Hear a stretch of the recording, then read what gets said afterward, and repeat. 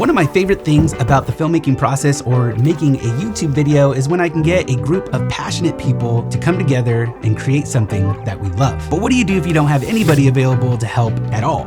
Well, let's talk about that. Over the years, whether it was making a short film, practicing cinematography, or making a YouTube video, all without an extra helping hand, I know this feeling all too well. And I actually get a lot of questions on how I make my YouTube videos here on the channel. And so I just thought I would share some of the tips and techniques that I use when filming myself. The truth is, over the course of my career, there is a lot of things that I learned on set that are a huge help when needing to film something on my own. And the best part is, by the end of this video, you'll be fully equipped to utilize these tips and techniques to elevate your videos as well. So let's get into it.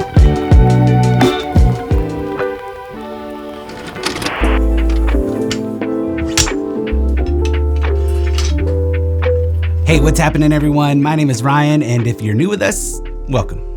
I truly appreciate you being here.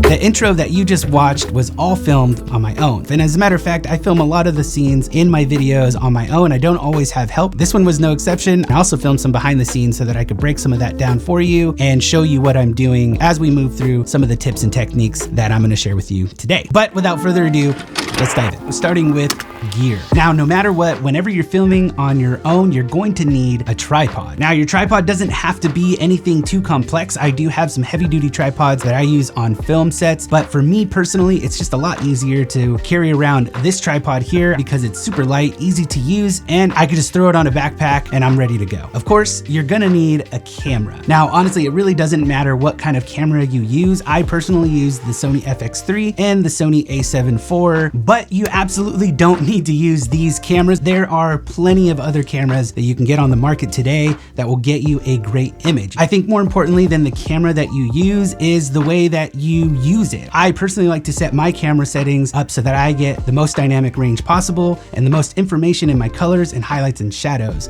as possible. These days, the iPhone 15 has their log profile, which will absolutely help you to get the image quality that you're looking for, or even that cinematic quality. But also learning to color grade as well. If you can hone your color grading skills, it really just takes practice in doing this, but the more that you do it, the more that you're gonna get that quality that you're looking for. And it's all gonna be much easier if you could save those highlights, shadows, and colors that you need to get that look. So one thing I actually forgot to mention that I feel is super important, and that is this screen right here. Now, you don't have to use this because you have the flip out screen on the camera, but I like to use one of these just to make sure that everything is looking good, especially if I'm filming a lighting breakdown and I have to do some, slight acting in it, and all my lights are in place, making sure I'm in focus, all those things. This definitely makes it a lot easier. Now, beyond the camera, you're also going to need lighting. Lighting is essential for getting a quality image. You could buy studio lighting, you can go outside, you could do this with just window light. Any one of these methods would work, but we're gonna talk about that a little bit later in the video. Beyond that, you're gonna need audio. For me, I'm using a shotgun mic for these talking heads. I'll use wireless mics or any kind of lavaliers for when I'm out and about, and I'll also use this Video Mic Pro. Super old, but it still works and I love it, so there you go. But any one of these will work really great. Okay, so now that we've covered all of the gear that you're gonna need, let's get into some of the tips and techniques that I use to make these cinematic style videos by myself. The first is composition and framing. I've actually done a couple videos about composition and framing, and I'll leave links down below if you're interested in learning more. But essentially, composition is all about pointing your audience towards the main point of interest within the frame. Like, for example, right now, I'm talking to you in this talking head, so I am centered within the frame. However, if I were to move to the side or move the camera to the side, this would imply that I'm speaking to somebody else in the room, and is typically a technique that filmmakers will use for, let's say, a documentary interview, for example. But when I'm here in the center with you guys, this makes it feel like we're having a little bit more of a conversation. There are also many other techniques like leading lines, which lead the viewer's eye to the direction of the main character or the point of interest, or the frame within the frame that also places importance and attracts our eye to that main point of interest. Now let's talk about lighting. Lighting is one of those things that you just absolutely can't do without. But that doesn't always mean you have to go out and buy lights. You could just use the natural light that's coming through the window like I'm doing here. You can really get an amazing looking image this way if you know what to look for. So here are a couple of things that you could do to enhance the scene using window light. First, because you are using window light, you will be competing with sunlight, which means that if there is a window in the shot like this one, it could potentially be blown out because this sunlight is going to be overpowering the rest of the natural light that's coming in the room. Or you could have direct sunlight on your face, which is also not a pleasant look. This is important to note because if you are working with sunlight and you're filming a scene inside, your camera is going to have a hard time maintaining the information in the highlights and the shadows, which means that your shadows could be too dark or your highlights will be blown out. So what do we do? Well, here are a few ways that you can combat that. One way is to just film at blue hour or at the end of the day when the sunlight is a little bit closer to the horizon and it's not directly shining through the window. Another great way is to just wait for a cloudy day. If you live in an area like I do, there's cloudy days almost all the time, so this could work really well. You could also do things like add shears to the windows or film by a window that has a covering like a covered porch or something like that. All of these are going to be really great methods for diffusing the light and maintaining the highlights and the shadows within your image. This also too is where utilizing the settings within your camera and using things like a log profile can really help in these types of situations.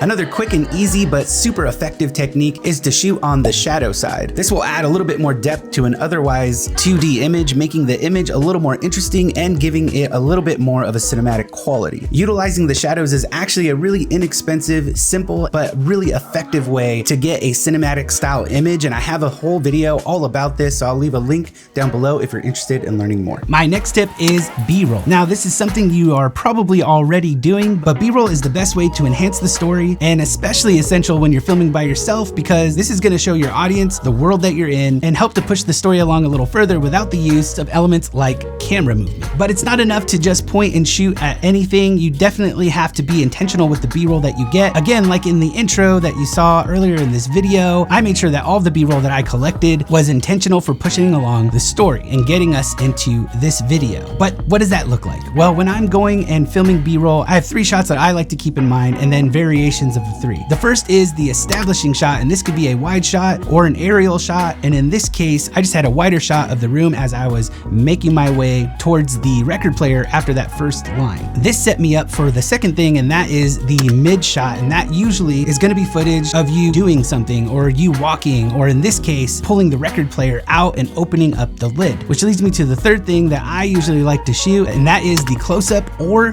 the detail shots. These are going to be any details that can give the audience an idea of what's going on within the scene. In this case, that's me looking for a record, then pulling one out, placing the record on the record player, throwing the needle on, and then walking away, moving us on to the next portion of the scene. Now, again, this isn't a hard rule, especially in traditional filmmaking. There are a lot of exceptions, but those exceptions have to be made with the story in mind. So that is my next tip, and that is the story.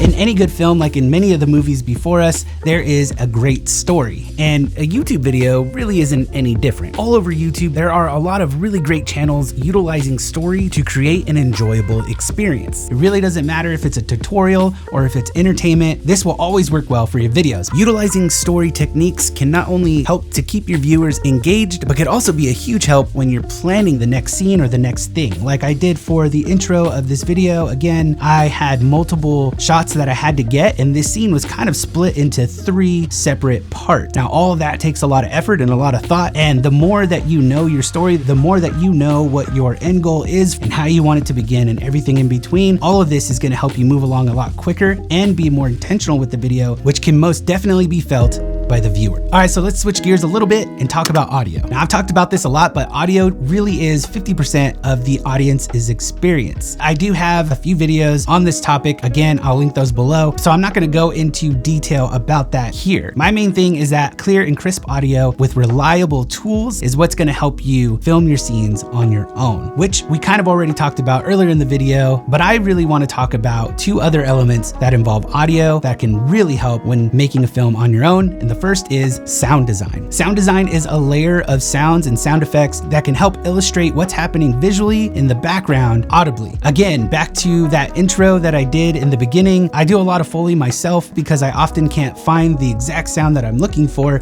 and so I just created some of those sounds using this shotgun mic and this field recorder. Now I do have some of these sounds in a pack, so I'll leave a link to that below if you're interested. Sound design is super important when filming by yourself because when you're filming by yourself, you don't have elements like camera movement or interacting with another person or anything like that. So sound effects can really help in pushing the narrative along and keeping our audience engaged, because as they are seeing the visuals of what's happening, they're also hearing it, giving for more of a pleasant experience. And it makes up for the lack of the things that you can't do when you're filming by yourself. Another one is music, or the lack thereof. Using music is a great way to push the narrative as well and evoking emotion when you're filming by yourself.